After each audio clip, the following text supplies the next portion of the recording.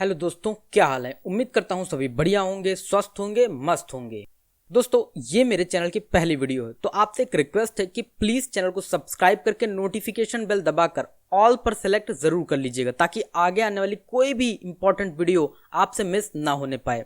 साथ ही साथ अगर आप बहुत ही सिंपल लैंग्वेज में और बहुत ही कम प्राइस में शेयर मार्केट को समझना चाहते हैं तो आप मेरे शेयर मार्केट मास्टरी कोर्स को भी ज्वाइन कर सकते हैं। इस कोर्स में आपको बेसिक से लेकर मास्टरी तक की पूरी नॉलेज दी गई है जो शायद आपको पूरे यूट्यूब पर कहीं देखने को नहीं मिलेगी। इस कोर्स में डाउट और सपोर्ट के लिए मैंने अपना पर्सनल व्हाट्सएप नंबर भी शेयर किया है जो आपको भी मिल जाएगा, जिससे हम इंपॉर्टेंट बात करने के लिए 1-to-1 कनेक्ट भी हो सकते हैं। तो अगर आप भी ज्वाइन करना चाहते हो इस कोर्स को तो ज्वाइनिंग लिंक आपको डिस्क्रिप्शन बॉक्स में मिल जाएगा, क्लिक करके आप ज्वाइन कर सकते हो। तो चलिए हम वीडियो में आगे की तरफ बढ़ते हैं। आज के टाइम पर अगर आप न्यूज़ पे देखें तो बहुत से न्यूज़ ऐसे चल रहे हैं कि इस समय सोने से ज्यादा चांदी में इन्वेस्ट करने में लाभ है। तो आज हम इसी टॉपिक पर बात करेंगे कि जुलाई 2025 में गोल्ड में इन्वेस्ट करें या सिल्वर में, कौन सा बेस्ट रहेगा। हम आज इसी पर बात करने वाले हैं। इस पर मैंने एक डिटेल रिसर्च की है जो आपको current market condition, historical trends और फ्यूचर प्रोस्पेक्ट्स के बारे में, जिससे आपको पूरी जानकारी मिल सकती है। हम आपको बताएंगे कि आपकी इन्वेस्टमेंट प्रोफाइल के हिसाब से कौन सा मेटल आपके लिए बेहतर हो सकता है। तो चलिए शुरू करते हैं। सबसे पहले करंट मार्केट स्नैपशॉट्स देखते हैं। 14 जुलाई 2025 तक इंडिया में 24 कैरेट गोल्ड की कीमत 98,490 रुपए पर 10 ग्राम है और 22 कैरेट गोल्ड 90,283 रुपए पर 10 ग्राम है। सिटीज के हिसाब से थोड़े बहुत चेंजेस हो जाते हैं प्राइस में। जैसे दिल्ली में 24 कैरेट गोल्ड 98,320 का है। सिल्वर की बात करें तो ये 1,15,000 पर किलोग्राम है।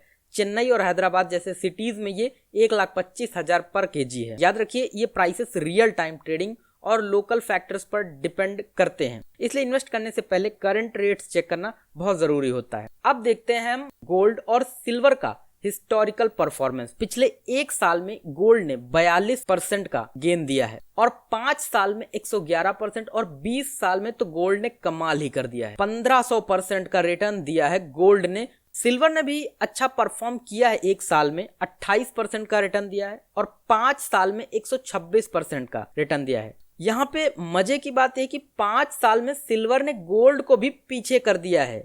लेकिन यहाँ पर एक बहुत बड़ा डिफरेंस है वोलेटिलिटी का। दरअसल सिल्वर गोल्ड से 1.5 से 2 गुना ज्यादा वोलेटाइल है। इसका मतलब है कि सिल्वर की प्राइस में गोल्ड के कंपैरिजन में बड़े और तेजी से उतार चढ़ाव आते हैं। गोल्ड लॉन्ग टर्म में ज्यादा स्टेबल ग्रोथ देता है, जबकि सिल्वर हाई वोलेटिलिटी के साथ हाई रिटर्न्स की पॉसिबिलिटीज देता है। गोल्ड के प्राइसेस को कई फैक्टर्स अफेक्ट करते हैं। सबसे पहले सेंट्रल बैंक्स की buying. World over central banks gold की डिमांड को स्ट्रॉन्ग रखते हैं जो सालाना 80 से 900 टन तक हो सकती है। दूसरा, इकोनॉमिक और पॉलिटिकल इंस्टेबिलिटी। जब मार्केट में अनसर्टेनिटी होती है तो गोल्ड एक सेफ हेवन बन जाता है। इन्फ्लेशन के खिलाफ गोल्ड एक अच्छा हेज माना जाता है। और हाँ, यूएस डॉलर के वैल्यू भी गोल्ड की प्राइस को इफेक्ट करते हैं क्योंकि गोल्ड डॉलर में ट्रेड होता है। गोल्ड की इंडस्ट्रियल डिमांड बहुत कम है, सिर्फ 9%। अब बात करते हैं सिल्वर की। सिल्वर की प्राइसेस के ड्राइवर्स थोड़े अलग हैं। इसकी 50% से ज्यादा डिमांड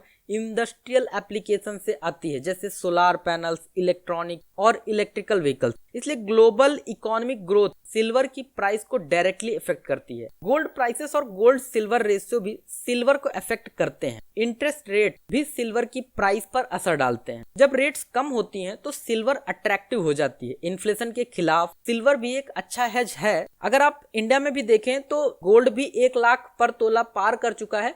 लेकिन प्रॉब्लम ये होती है गोल्ड के साथ कि गोल्ड जो है अब मिडिल क्लास की जो पहुंच है उससे बाहर निकल चुका है। और जब कोई चीज मिडिल क्लास के पहुंच से बाहर निकल जाती तो उसमें थोड़ी सी वोलेटिलिटी कम हो जाती, क्योंकि फिर मिडिल क्लास से बाहर हो जाता। फिर अब जो मिडिल क्लास है वो गोल्ड से शिफ्ट होकर के कहीं ना कहीं सिल्वर की तरफ आ रहा है। तो एक ये भी पॉजिटिव रीजन है सिल्वर में उछाल का। अब यहाँ पर आपको मैं बता दूं कि फ्यूचर फोरकास्ट भी पॉजिटिव है सिल्वर को लेकर। तो 2025 में किस में इन्वेस्ट करना चाहिए आपको, ये आपके इन्वेस्टमेंट गोल पर डिपेंड करता है। देखो, सिल्वर पर कब कंसिडर करें? अगर गोल्ड सिल्वर रेशियो हाई है, जैसे अभी 92 रेशियो 1 है, स्ट्रॉन्ग इंडस्ट्रियल डिमांड की पोटेंशियल है, खासकर ग्रीन टेक से। आपकी रिस्क टॉलरेंस हाई है और आप हाई ग्रोथ चाहते हैं। सिल्वर गोल्ड से कम एक्सपेंसिव है, इसलिए ज्यादा एक्सेसिबल है। गोल्ड पर कम कंसिडर करें। अगर आपको स्टेबिलिटी और डाइवर्सिफिकेशन चाहिए तो गोल्ड एक प्योर सेफ हेवन एसेट है। इन्फ्लेशन के खिलाफ कंसिस्टेंट हेज चाहिए और सेंट्रल बैंक की स्ट्रांग डिमांड से सपोर्ट मिल रहा हो तो गोल्ड भी एक अच्छा इन्वेस्टमेंट ही है। देखिए, अब इन्वेस्टमेंट करना ना करना ये आपके ऊपर निर्भर करता है। बस आपको मैंने एक रिसर्च दी है कि हाँ, इन कंडीशंस में प्राइसेस थोड़े से इधर उधर होते हैं। होप सो ये वीडियो आपको जरूर पसंद आई होगी। ये मेरी पहली वीडियो है। मैं बेहतर से बेहतर ट्राई करूंगा और आगे और भी अच्छी वीडियोस बनाने की कोशिश करूंगा। तो आपसे एक रिक्वेस्ट है कि प्लीज चैनल को सब्सक्राइब कर लें। मिलता हूं अगले वीडियो में, तब तक के लिए ख्याल रखें अपना।